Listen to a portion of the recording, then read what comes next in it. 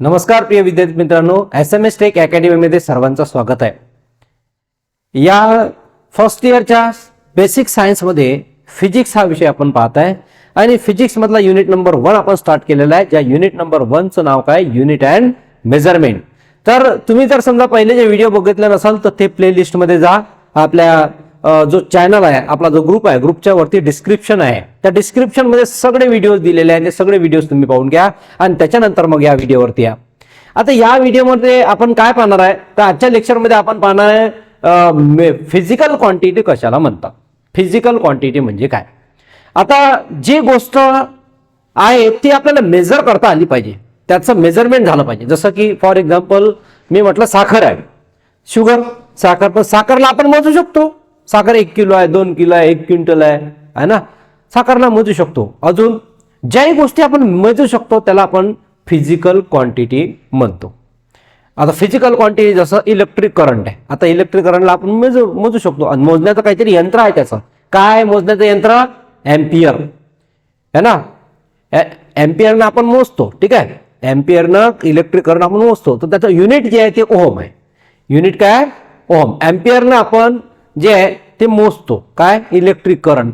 Kilogram मध्ये काय काय मोजतो, म्हणजे डाळ, गहू, हरभरा आहे ना, हे किलोग्राम मध्ये। मटन सांगा बरं काय मोजता तुम्ही, तर मटन मोजण्याचं यंत्र काय, केजी, किलोग्राम है ना। जेव्हा आपण मटन खातो तेव्हा केजी। बरं तुमचं वजन कशाने मोजता तुम्ही सांगा बरं, वजन 1 kilo, 2 kilo, 5 kilo, 7 kilo, 1 quintal, 1.5 क्विंटलचे लोक आहेत। 1.5 क्विंटलचे म्हणजे बसताही नाही पुढची त्यांना, असेही लोक आहेत, दिवसभर खातच राहतात।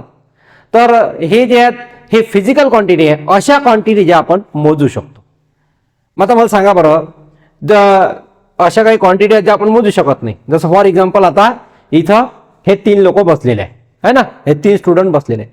आता हे इतके हसून राहिली, मोजावरती हसणं मोजून दाखवा की सर हे एवढे 1 किलोग्राम हसून राहिली, 2 मीटर हसून राहिली, सर 3 लिटर हसून राहिली। हे हसून राहिले म्हणजे हॅपीनेस यांचा मोजू शकतो का, नाही। मग हे तर फिजिकल क्वांटिटी आहे काय, नाही। फिजिकल क्वांटिटीला आपण मोजू शकतो। दुसरं, हिची ब्युटी पहा, किती सुंदर मुलगी आहे ते, आहे की नाही। तुमच्यासारखे तुम्ही जेवढे सुंदर आहात, आपल्या आईवडिलांसाठी प्रत्येक जण सुंदरच असते। तुम्ही जेवढे सुंदर आहात तेवढीच ते सुंदर आहे, ती काय जण सुंदर आहे। मग मोजा बरं त्याचं सौंदर्य, त्याची ब्युटी, काउंट करा, काउंट करू शकत नाही। This is not a physical quantity. बरं अजून इंटेलिजन्स, हे किती हुशार आहे, लावा बरं टेप, हा एवढे मोठे हुशार आहे ते, मीटर टेप लावा, नाही तर तेल एखाद्या तराजीवर जागा मोजा त्याचे इंटेलिजन्स, नाही मोजू शकत। इंटेलिजन्स मोजू शकत नाही। बरं काइंडनेस, ह्याच्यापैकी कोणी दयाळू असन है ना, कोणी दयाळू असन, किती दयावान आहे, मोजा बरं, यानं एवढी दया केली वा, मोजा, मोजता येते का नाही। रळणार आहे, मोजा बरं रळणं, हा आज 10 किलोग्राम रळला, मोजता येते का नाही। मग ज्या गोष्टी मोजता येत नाही त्याला आपण फिजिकल क्वांटिटी म्हणू शकत नाही। This is not a physical quantity. ज्या गोष्टी आपल्याला मोजताच येत नाही त्याला फिजिकल क्वांटिटी म्हणून काही फायदा आहे काय, नाही। मग फिजिकल क्वांटिटीची डेफिनेशन काय आहे, जसं आता फिजिकल क्वांटिटी मध्ये आपल्याला काही मोजता येते है ना। फिजिकल क्वांटिटी डेफिनेशन पहा, the quantity that can be measured is called as physical quantity. Physical quantity ह्या अशा की ज्या आपण काय करू शकतो, मेजर करू शकतो, मोजू शकतो है ना। जसं की आपल्याला साखर मोजायची आहे, किलोग्राम न मोजतो आपण। वायरची लांबी मोजायची आहे, मीटर न मोजतो आपण। दूध मोजायचं आहे, लिटर न मोजतो आपण। तेल मोजायचं आहे, लिटर न मोजतो आपण, बरोबर आहे की नाही।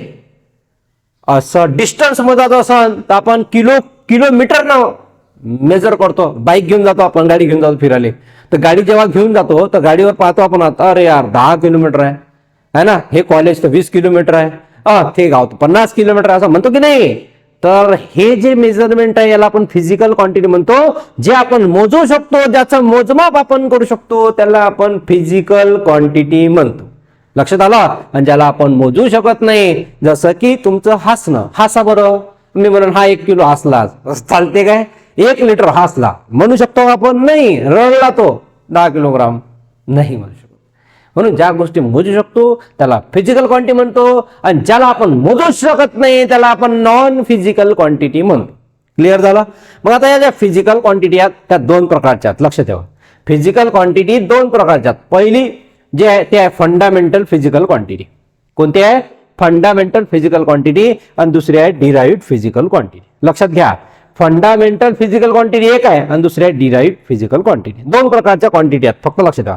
फिजिकल क्वांटिटी कोणाला म्हणतात? की ज्या क्वांटिटीला आपण मेजर करू शकतो. The quantity that can be measured, अशी क्वांटिटी जी मेजर केली जाते त्याला आपण फिजिकल क्वांटिटी म्हटलं. मग तुम्हाला जर विचारलं सर उदाहरण सांगा ना 2-3, घ्या मग उदाहरण.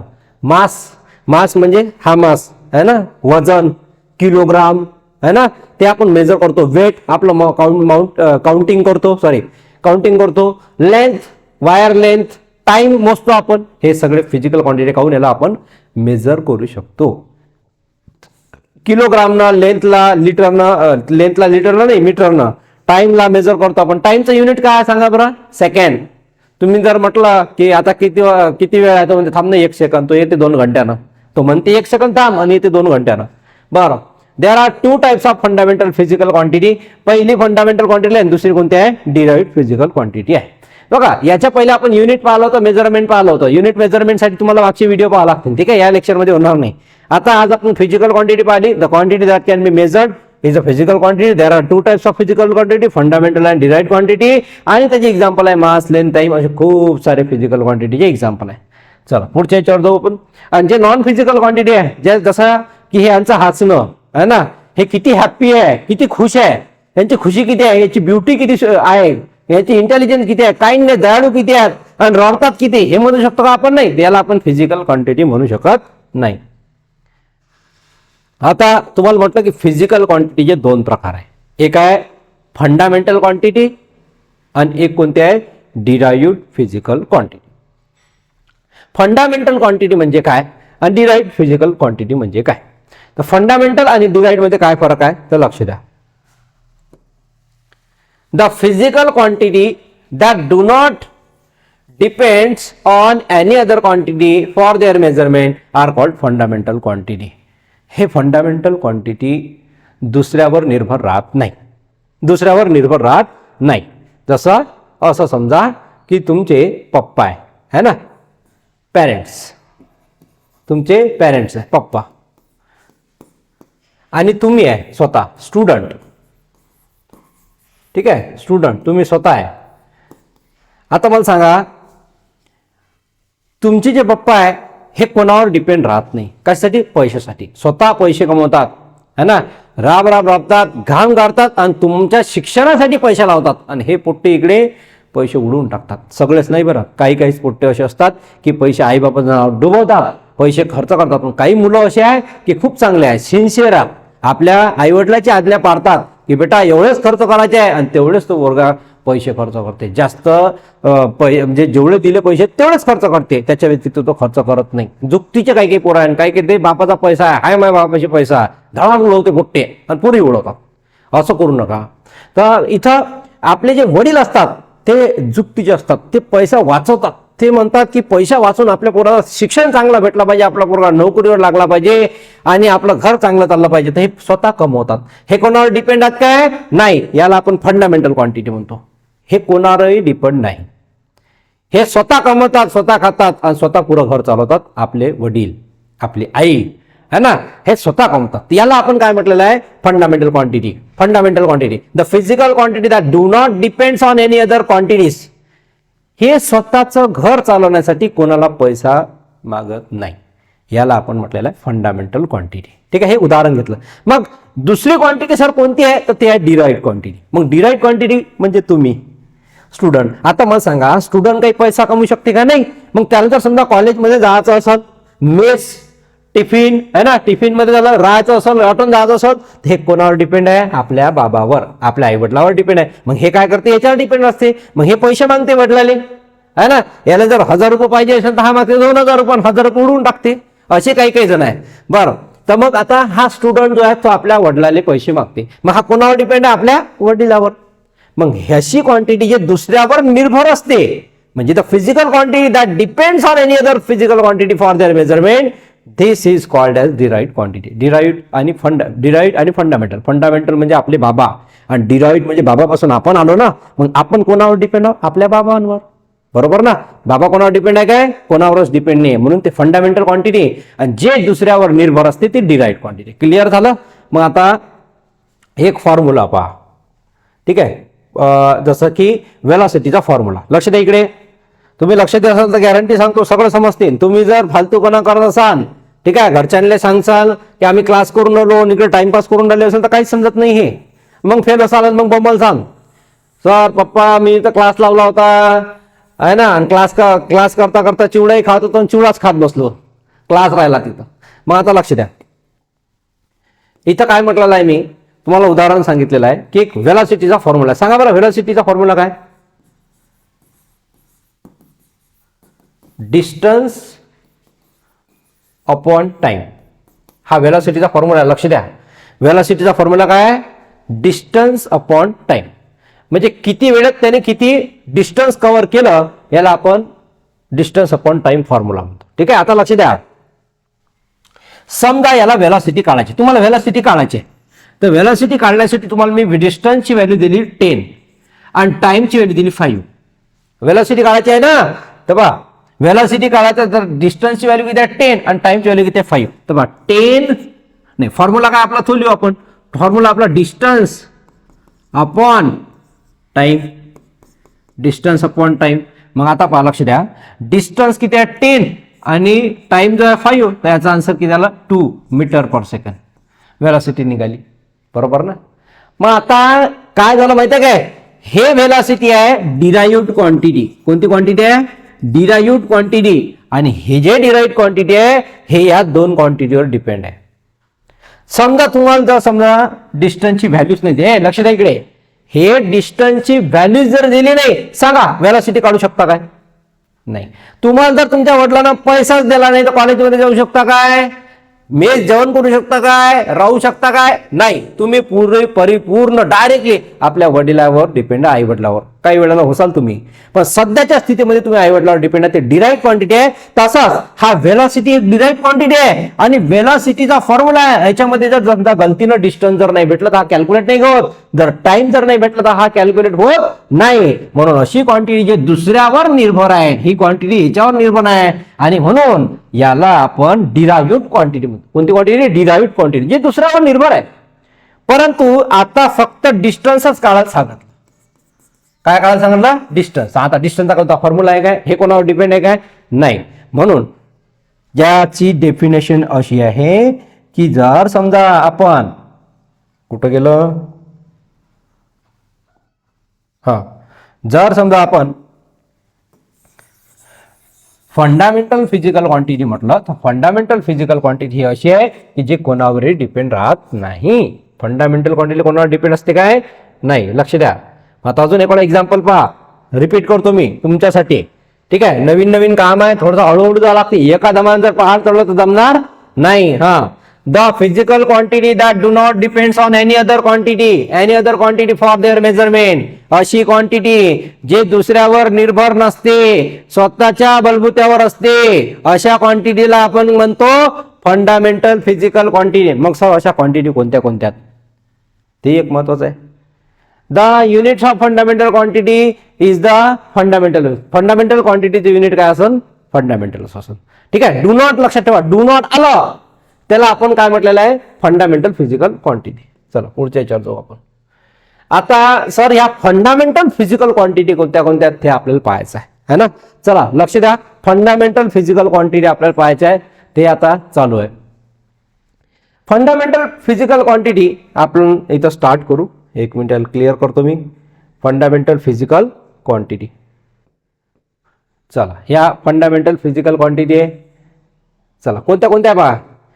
टोटल फंडामेंटल फिजिकल क्वांटिटी पहिला लक्ष द्या. How many physical quantities are there? चला काउंटिंग करा. 1 2 3 4 5 6 7. टोटल फंडामेंटल क्वांटिटी किती आहेत? 7 आहेत. हा पहिला पॉइंट लक्षात कशा ठेवायच्या तेही पाहू आपण. टोटल फंडामेंटल क्वांटिटी किती आहेत? 7 फंडामेंटल क्वांटिटी आहे. किती आहे? 7 fundamental quantities. Total fundamental quantity 7. Okay, आता कोणत्या कोणत्या त्या पाहू आपण. ठीक आहे, आता 7 फंडामेंटल क्वांटिटीज पैकी पहिली क्वांटिटी आहे मास. पहिली क्वांटिटी आहे मास. आता मासचं जे युनिट आहे ते आहे किलोग्राम. लक्ष द्या, मासचं युनिट काय? किलोग्राम. आणि किलोग्रामचा सिम्बॉल जो आहे तो असा असते केजी, आणि स्मॉल लेटर मध्ये असला पाहिजे, लक्षात ठेवा. हे सगळं कसं असलं पाहिजे, स्मॉल लेटर मध्ये. तर मासचं युनिट काय, केजी. आता मला सांगा, तुम्हाला जर समजा कोणती काउंटिंग करायचं असेल मास, म्हणजे मी केजी मध्ये म्हटलं आपण, है ना. तर केजी मध्ये मास वरून तुम्हाला तुमच्या लक्षात राहील. एक मिनिट समोर घेतो मी. आता हे मास आहे, ठीक आहे, हे मास आहे, ठीक आहे. मास म्हणजे हे कापणारं मास, मीठ, ठीक आहे. पण ऍक्च्युअली त्याचा मिनिंग तसं नाही होत. मास म्हणजे किलोग्राम, जे वजन मध्ये मोजतो आपण ते, हा मोजून राहिला. हे जे याच्यावर वजन पडून राहिलं ते मास आहे, ठीक आहे, याचं मास आहे. पण हा जो मास आहे कशामध्ये मोजून राहिला, किलोग्राम मध्ये. कशामध्ये, किलोग्राम मध्ये. म्हणून जेव्हा आपण मासची गोष्ट आली त्याचं युनिट काय असेल, किलोग्राम. हे लक्षात ठेवा, सांगू राहिलो बरं मी. मास म्हटलं की डायरेक्ट किलोग्राम आला पाहिजे. दुसरं, हे झालं मास. मास म्हणजे वेट होते. मास म्हणजे काय होते, वेट. दुसरं उदाहरण पहा. दुसरं उदाहरण पहा, मास, साखर, ठीक आहे. काय मोजायचं आहे आपल्याला, साखर मोजायचं. साखर कशाने मोजता तुम्ही, 250 ग्राम, है ना. त्याच्यानंतर 500 ग्राम, 1000 ग्राम. 1000 ग्राम म्हणजे किती होते सांगा बरं, तुम्ही सांगा पटकन. 1000 ग्राम म्हणजे 1000 gram means how many kilogram. कोण सांगते तुमच्यापैकी? 1000 gram means how many kilogram, 1 kilogram. 1000 ग्राम म्हणजे किती, 1 किलोग्राम. अरे 1000 ग्राम म्हणजे किती किलोग्राम होते, 1 किलोग्राम. बरं, 500 ग्राम म्हणजे किती होते सांगा बरं. 500 ग्राम म्हणजे होते अर्धा किलो, हाफ केजी. 500 ग्राम म्हणजे काय होते, हाफ केजी. हे तुम्हाला माहित पाहिजे. हे जर माहित नसेल तर काही कामाची गोष्ट नाही आहे. मेजरमेंट आपला युनिटच आहे आणि आपण मोजून राहिलो. मासचं युनिट काय सांगा बघ. मासचं युनिट आहे किलोग्राम. लक्षात ठेवा, जिथेही मास येईन मासचं युनिट काय येईन, केसिंग. मास म्हणजे होते वजन. मास म्हणजे काय होते, वजन. जसं प्रत्येक गोष्टीचं मास आहे तसं याचं वजन असं. याला जर आपण तराजूवर ठेवलं असं तर हा लय 25 ग्राम असं, 25-30 ग्राम याचं वजन आहे, 25-30 ग्राम, ठीक आहे. असं मास असते प्रत्येकाचा. जसं याचं म्हटलं मास आहे, माझंही मास आहे, माझंही वजन आहे. माझं जवळपास असेल 70-75च्या जवळपास, ठीक आहे. जास्तही असेल, कारण की हालत पाहणं तुम्ही, हालत पाहून घ्या आणि त्याच्यावरून समजते तुम्हाला किती किलोग्राम तुमचं वजन. त्याच्यानंतर पुढचा भाग, लक्ष द्या इकडे. मासच्या नंतर आता आला पुढचा लेंथ, ठीक आहे. हे तर काउंट केलं आपण. आता आपल्याला पाहायचं लेंथ. आता लेंथ कशी काउंट करायची आहे. लेंथ म्हणजे काय होते, लांबी किंवा रुंदी, जे काही असेल ते. लेंथ म्हणजे काय होते, लांबी किंवा रुंदी. आता समजा फॉर एक्झाम्पल, कुठे गेलं रे बा, फॉर एक्झाम्पल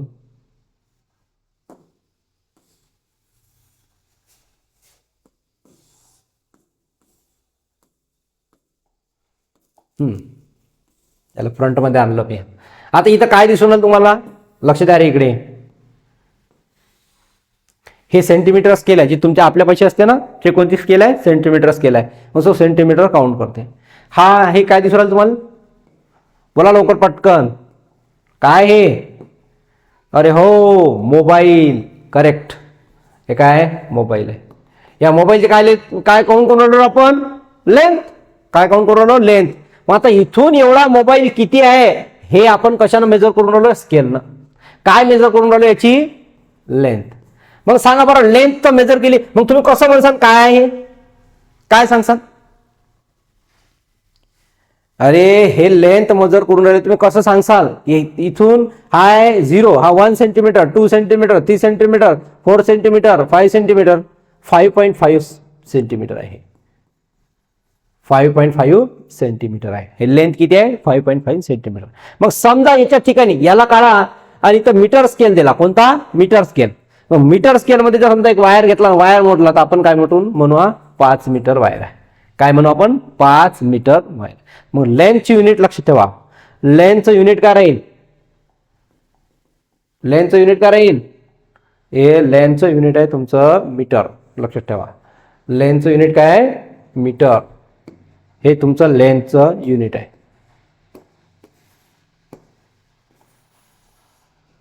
ठीक आहे. तर आता मास झाला किलोग्राम, लेंथ जे आहे त्याचं युनिट किती आहे, मीटर आहे. लेंथ जर मोजायची असेल तर ते कशाने मोजलं जाते, मीटरनं. आता पुढचा आहे टाइम. ठीक आहे. तुम्हाला जर टाइम मोजायला सांगितलं ना, टाइमचा युनिट काय आहे सांगा बरं, किती वाजले. अरे या घड्याळीत किती वाजले, जेव्हा छोटा काळा 1 वर असते, मोठा 12 वाजते, तेव्हा ते 1 वाजते, है ना. असंच असते ना, 2 3 4. मग हा जो मिनिट जो आहे याच्यामध्ये आवर्स असते, मिनिट असते आणि सेकंड असते. Hours, minute and second. आता हे तुम्हाला सगळंच माहित आहे, आवर, मिनिट अँड सेकंड. आता मला सांगा याचं युनिट काय आहे? तर याचं युनिट असेल, टाइमचं युनिट आहे सेकंड. लक्षात ठेवा, टाइमचं युनिट काय? सेकंड. जसं आपण मित्रासोबत गावात चालू फिरासाठी, त्याला काय म्हणतो आपण? 1 सेकंद थांब, 1 सेकंद. तो 10 घंटे लेट म्हणजे 10 घंटे तर नाही येत, पण 1 घंटा लेट येते. 1 सेकंद थांब म्हणते, तो लेटच येते. तर हा जो 1 सेकंड आहे, तो 1 सेकंड म्हणजे याचं युनिट आहे. कोणाचं? टाइमचं. तर टाइमचं युनिट आहे सेकंड. लक्षात ठेवता, टाइमचं युनिट काय आहे? सेकंड. पुढचा टाइमचं युनिट आला सेकंड. आता पुढचा पहा, इलेक्ट्रिक करंट. आता कोणाला? Electric current. इलेक्ट्रिक करंट कुठलं आपल्याला? हा इलेक्ट्रिक करंट आहे. इथं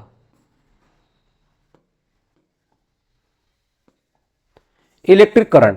लक्ष द्या, इलेक्ट्रिक करंट मोजण्यासाठी जे यंत्र लागते त्याला आपण ॲमीटर म्हणतो. काय म्हणतो? Ammeter, voltmeter. हे जे आहे ना, हे यंत्र आहे. यानं काय करून राहिला? इलेक्ट्रिक करंट किती आहे, किती येऊन राहिला, वायरमधून करंट किती चालला, सर्किटमधून करंट किती चालला, हे मोजण्यासाठी इलेक्ट्रिक करंट जो आहे तो मेजर करतो आपण. तो कशामध्ये? एम्पियरमध्ये. कशामध्ये? एम्पियरमध्ये. ठीक आहे. याचा सिम्बॉल जो आहे तो असा आहे, ओम. ठीक आहे.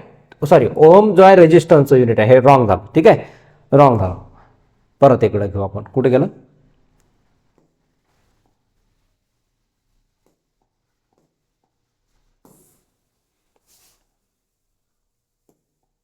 ओम जे आहे रेजिस्टन्सचं युनिट आहे. इकडे तिकडे होते ते, काही टेन्शन घेऊ नका. कुठं गेला? गायब झाला का रे? त्याच्या मागं गेला, फ्रंटमध्ये आला लागेल त्याला.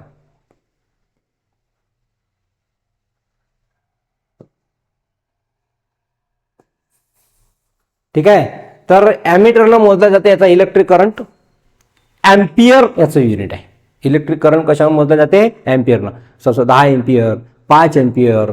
ठीक आहे. आपल्या घरातली इलेक्ट्रिसिटी आहे ते व्होल्टमध्ये मोजलं जाते, पण करंट जो आहे तो एम्पियरनं मोजलं जाते. आणि हे मोजण्याचं एक यंत्र आहे, त्याला ॲमीटर म्हणतो आपण. काय म्हणतो? ॲमीटर. या ॲमीटरनं या सर्किटमधला काय मोजलं जाते? करंट मोजलं जाते. तर लक्षात ठेवा, याचं जे युनिट आहे ते आहे एम्पियर. ठीक आहे. काय युनिट? एम्पियर. याला थोडंसं लहान करतो, याचं काम खतम झालं. चला पुढचा, पुढचं युनिट पहा. कोणतं युनिट आहे आता? लवकर सांगा. टेम्परेचर. इथपर्यंत अजून एक रिवाइज करू. मासचं युनिट आहे किलोग्राम. ठीक आहे. लेंथचं युनिट आहे मीटर.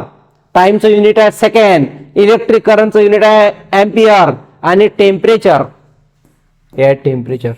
टेम्परेचर मोजतो ना रे आपण. जेव्हा आपल्याला ताप येते की नाही तेव्हा आपण टेम्परेचर मोजतो.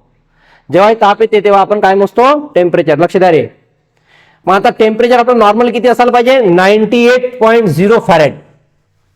ठीक आहे, असं असलं पाहिजे. हे काय? टेम्परेचर. जेव्हा आपण टेम्परेचर मोजतो तेव्हा असं घेतो, असं लावतो टेम्परेचर. मग थोडा वेळ थांबतो, मग टिक टिक करते. टिक टिक काढल्यावर अरे एवढं झालं काय? अरे ताप आला, चला लवकर दवाखान्यात जातो आपण, इंजेक्शन घेतो. काही काही पोट ते इंजेक्शन घ्यायला भीते, गोळ्याच खाते. असं करायचं नाही. जेव्हाही ताप वगैरे सर्दी खोकला जवळ झाला तेव्हा कोणाला न सांगता पहिले दवाखान्यात जाणं. जर नाही झालं तर त्याचे परिणाम भोगावे लागते. आता तुम्हाला एक उदाहरण सांगतो. माझ्याच काकाची मुलगी, तिला ताप आला, 8-10 दिवस इंजेक्शन गोळ्या घेतल्या, इंजेक्शन गोळ्या, ताप राहिला मुरला अंगामध्ये. तर आता सध्या तो ताप डोक्यामध्ये गेला आहे. आता सध्या आयसीयू मध्ये भरती आहे. डोक्यामध्ये गेली तर पागलसारखी करून राहिली. तिला होश नाही आहे, ते ओळखत नाही आहे कोणाला. ब्रेन ट्यूमर डॉक्टरनं सांगितला. कशामुळे? तर ताप शरीरामध्ये मुरल्यामुळे गाठा झाल्या आपल्या मेंदूमध्ये. म्हणून लक्षात ठेवा, केव्हा जेव्हाही ताप सर्दी खोकला आपली तब्येत खराब झाली तर पहिले ते महत्वाचं आहे, पहिले दवाखान्यात जा, हॉस्पिटल करा. ठीक आहे. तर हे टेम्परेचर मोजतो आपण. टेम्परेचर म्हणजे तापमान मोजण्यासाठी जे युनिट असते, तापमान मोजण्यासाठी जे युनिट असते ते असते डिग्री केल्विन. काय असते? Degree kelvin. बरं लक्षात द्या, केल्विन 3 प्रकारचे आहे: फॅरेनहाइट, सेल्सिअस आणि केल्विन. ठीक आहे. फॅरेनहाइट, सेल्सिअस आणि केल्विन. पण स्टँडर्ड युनिट कोणता आहे? तर ते केल्विन. केल्विन मध्ये मोजतो आपण. कोणतीही गोष्ट मोजण्यासाठी त्याचं युनिट असलं पाहिजे. त्याचं युनिट जर नाही आहे तर ते काहीच कामाचं नाही, ते समजतच नाही. जसं दूध मोजण्यासाठी लिटर मोजतो आपण, है ना. त्याच्यानंतर जर समजा कपडा मोजत असेल तर मीटरनं मोजतो आपण. किलोनं मोजतो काय? नाही, मीटरनं मोजतो. मग असं प्रत्येक गोष्ट मोजण्यासाठी एक युनिट पाहिजे. Luminous intensity. हा ल्युमिनस इंटेन्सिटी काय समजून घ्या.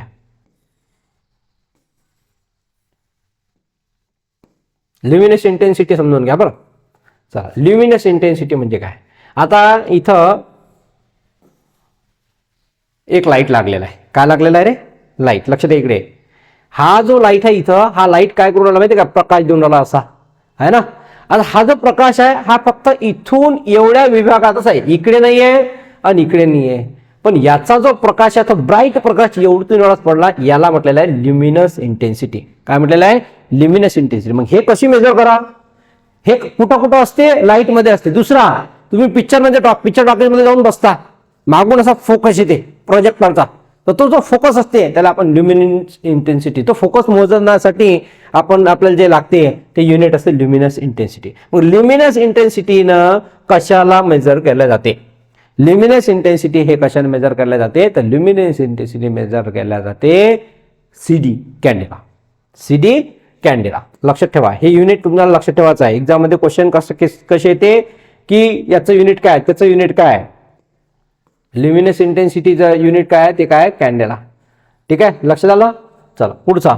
त्याच्यानंतर आहे कॅन्डेला. लक्षात ठेवा, ल्युमिनस इंटेन्सिटीचं युनिट काय? कॅन्डेला. पुढचा आहे अमाऊंट ऑफ सबस्टन्स. हे अमाऊंट ऑफ सबस्टन्स म्हणजे काय? लक्ष द्या. अमाऊंट ऑफ सबस्टन्स म्हणजे काय? The amount of substance measure of number of entities, atom, molecules, ion, electron चे स्मॉल पार्टिकल्स असतात ना, जसं ॲटम्स आपल्याला दिसत नाही, ठीक आहे, पण स्मॉल असतात ते पार्टिकल्स. असे स्मॉल पार्टिकल जर मेजर करायचं असेल केमिस्ट्रीमध्ये तर अमाऊंट ऑफ सबस्टन्सनी मेजर केलं जाते, त्याचं युनिट आहे मोल. त्याचं युनिट काय आहे? मोल. तर लक्षात ठेवा, अमाऊंट ऑफ सबस्टन्सचं युनिट काय आहे? मोल. ठीक आहे, तर त्याचं युनिट तुम्हाला असं लागते मोल. तर हे आपण फंडामेंटल फिजिकल क्वांटिटी पाहिल्या. जशा ह्या फंडामेंटल क्वांटिटी फिजिकल क्वांटिटी ज्या 7 प्रकारच्या फंडामेंटल फिजिकल क्वांटिटी पाहिल्या आपण. कोणते कोणते? तर mass, length, time, electric current, temperature, luminous intensity, amount of substance. याचं युनिट आहे KG, metre, time second, electric current ampere, temperature kelvin, त्याच्यानंतर ल्युमिनस इंटेन्सिटी CD आणि त्याच्यानंतर अमाऊंट ऑफ सबस्टन्स मोल. ठीक आहे, आता त्याच्यात मध्ये तुम्हाला लक्षात कसं ठेवायचं हे महत्वाचं आहे. सॉरी, लक्षात कसं ठेवायचं हे महत्वाचं आहे. ह्या गोष्टी कशा लक्षात ठेवायच्या? Remember, how to remember it. ठीक आहे, तर सगळ्यात पहिले मास. जसं मास म्हटलं तर मास कशात असते? केजी मध्ये असते. ठीक आहे, विषय खतम झाला. लेंथ म्हटलं तर डायरेक्ट वायर असला पाहिजे, वायर कशात मोजला आपण? मीटर मध्ये.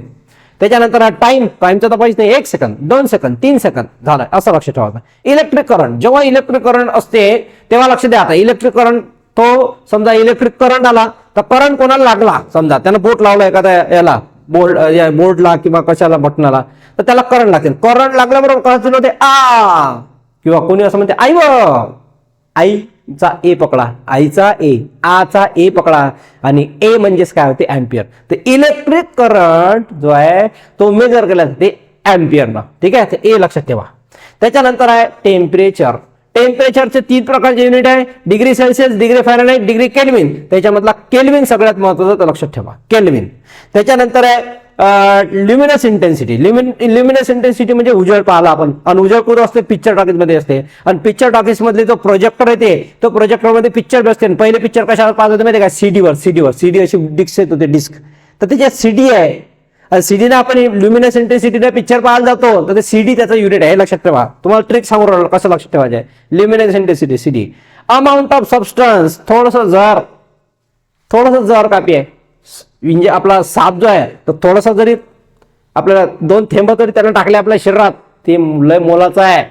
आणि थेट 2 थेंब जहराचे जर समजा आले आपल्या पैसे असते, डॉक्टर पैसे असते, त्या जहरानं जहर मारते आणि तेच इंजेक्शन आपल्याला देते, वाचून घेते डॉक्टर.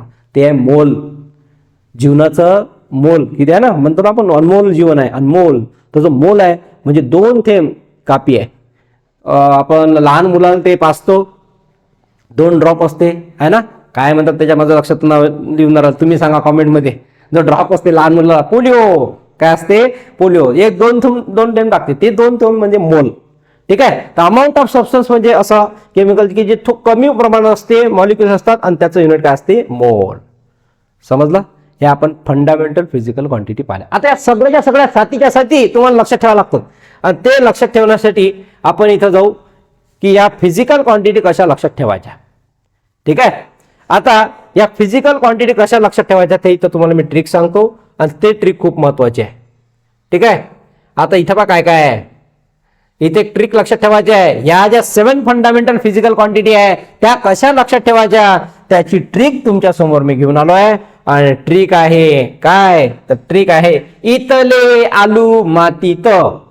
इथले आलू मातीत. तुम्ही म्हणता सर हे काय आणलं आता, हे बघा इथले आलू मातीत किती झाल्या पहा क्वांटिटी, 1 2 3 4 5 6 7. याला विसरून जा, रेड आहे त्याला विसरून जा. मग आता इथले आलू मातीत कसं लक्षात ठेवायचं. ई म्हणजे होते इलेक्ट्रिक करंट. ई म्हणजे काय होते इलेक्ट्रिक करंट. पहिला लक्ष द्या, पहिला कोणता आहे आपला, ई म्हणजे काय होते इलेक्ट्रिक करंट. टी म्हणजे होते टेम्परेचर. हे लक्ष द्या रे, ई म्हणजे इलेक्ट्रिक करंट, टी म्हणजे काय टेम्परेचर, एल म्हणजे होते लेंथ, एल म्हणजे काय होते लेंथ, ए म्हणजे amount of substance, L U म्हणजे ल्युमिनस इंटेन्सिटी, एम ए म्हणजे होते मास, टी म्हणजे होते टाइम. याचं काही घेणदेण नाहीये. इथले आलू मातीत झाले फंडामेंटल फिजिकल क्वांटिटी खतम. 7 फंडामेंटल क्वांटिटी एका शब्दात खतम. इथले, इथले आलू मातीत. आलू मातीतच असतात ना, इथले आलू मातीत. फंडामेंटल 7 फंडामेंटल क्वांटिटी तुम्हाला लक्षात ठेवता येते. अजून एक वेळा मी रिपीट करतो तुमच्यासाठी. ई म्हणजे इलेक्ट्रिक करंट, टी म्हणजे काय टेम्परेचर, एल म्हणजे काय लेंथ, एल म्हणजे लेंथ, ए म्हणजे काय amount of substance, L U म्हणजे काय ल्युमिनस इंटेन्सिटी, एम ए म्हणजे काय मास, आणि टी आय म्हणजे टाइम. बरोबर. तर हे सगळेच्या सगळे फंडामेंटल फिजिकल क्वांटिटी आहे, आणि जे तुम्हाला याच्यावर 100% 2 मार्काचा क्वेश्चन विचारला जाते. 1 ते 2 क्वेश्चन तुम्हाला याच्यावरती फसतात म्हणजे फसतातच एक्झाम मध्ये. ठीक आहे. हा खूप महत्वाचा टॉपिक आहे, ज्याला आपण फंडामेंटल फिजिकल क्वांटिटी म्हणतो. ज्या क्वांटिटी आपण मेजर करू शकतो, ज्या दुसऱ्यावर डिपेंड नसतात, अशा ह्या फंडामेंटल फिजिकल क्वांटिटी आहे. कोणत्या कोणत्या आहे, electric current, temperature, length, amount of substance, luminous intensity, mass आणि टाइम. या सगळ्या सगळ्या फंडामेंटल फिजिकल क्वांटिटी आहे. ठीक आहे. याच्यानंतरचा जो आहे तो टॉपिक आहे डिराइव्ड फिजिकल क्वांटिटी. ते आपण नेक्स्ट लेक्चर मध्ये पाहणार आहे. तोपर्यंत आतापर्यंत जेवढे लेक्चर आहेत सगळे बघा, आणि तुम्हाला जर क्लास आवडला असेल तर नक्कीच आपला क्लास जॉईन करा. क्लास जॉईन करण्यासाठी तुम्हाला लिहायचं आहे, जो फीज आहे ते ट्रान्समिट करायचे आहे फोन पे नी. ठीक आहे. 2500 रुपये ऑनलाईन सध्या. मग नंतर ऑफलाईन आल्यानंतर तुम्ही ऑफलाईन पण जॉईन करू शकता. तुमचा ईमेल आयडी आणि मोबाईल नंबर मला सेंड करायचा आहे. थँक्यू.